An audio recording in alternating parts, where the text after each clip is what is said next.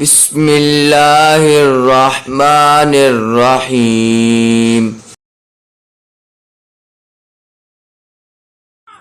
اللہ کے نام سے شروع جو بڑا مہربان اور نہایت رحم کرنے والا ہے۔ شیخ شہاب الدین سہروردی رحمۃ اللہ تعالیٰ نے ایک حکایت بیان کی ہے جس کو مولانا روم رحمۃ اللہ تعالیٰ نے نقل فرمایا ہے کہ ایک دفعہ رومیوں اور چینیوں کے درمیان جھگڑا ہوا۔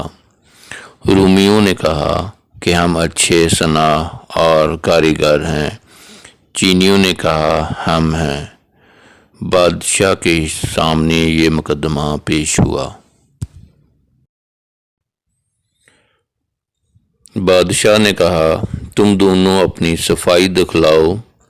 اس وقت دونوں صنائیوں کا موازنہ کر کے فیصلہ کیا جائے گا، اور اس کی صورت یہ تجویز کی گئی کہ بادشاہ نے ایک مکان بنوایا اور اس کے درمیان پردے کی ایک دیوار کھڑی کر دی۔ چینیوں سے کہا کہ نصف مکان میں تم اپنی کاریگری دکھلاؤ، اور رومیوں سے کہا کہ دوسرے نصف میں تم اپنی صناعی کا نمونہ پیش کرو۔ چینیوں نے تو دیوار پر پلستر کر کے قسم قسم کے بیل بوٹے اور پھول پتے رنگ برنگ کے بنائے، اور اپنے حصے کے کمرے کو مختلف نقش و نگار اور رنگا رنگ بیل بوٹوں سے گل و گلزار بنا دیا۔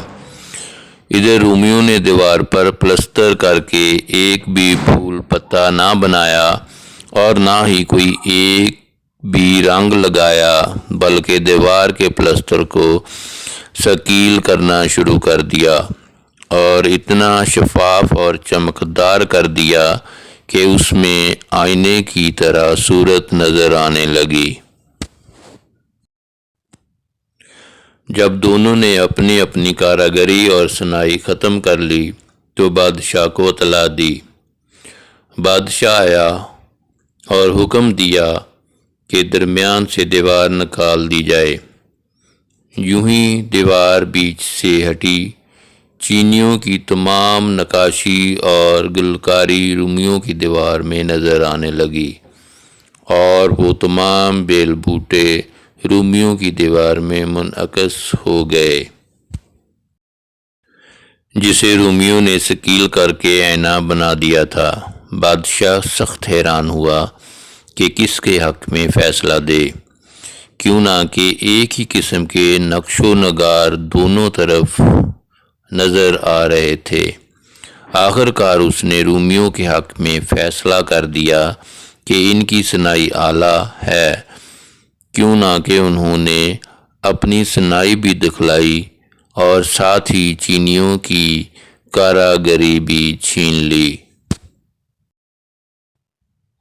مولانا روم نے اس قصے کو نقل کر کے آخر میں بطور نصیحت کے فرمایا ہے، اے عزیز، تو اپنے دل پر رومیوں کی صناعی جاری رکھ، یعنی اپنے قلب کو ریاضت و مجاہدہ سے مانجھ کر اتنا صاف کر لے کہ تجھے گھر بیٹھے ہی دنیا کے سارے نقش و نگار اپنے دل میں نظر آنے لگیں۔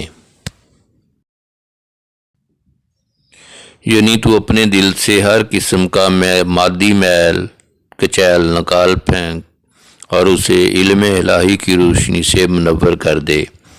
تجھے دنیا و آخرت کے حقائق و معارف گھر بیٹھے ہی نظر آنے لگیں گے۔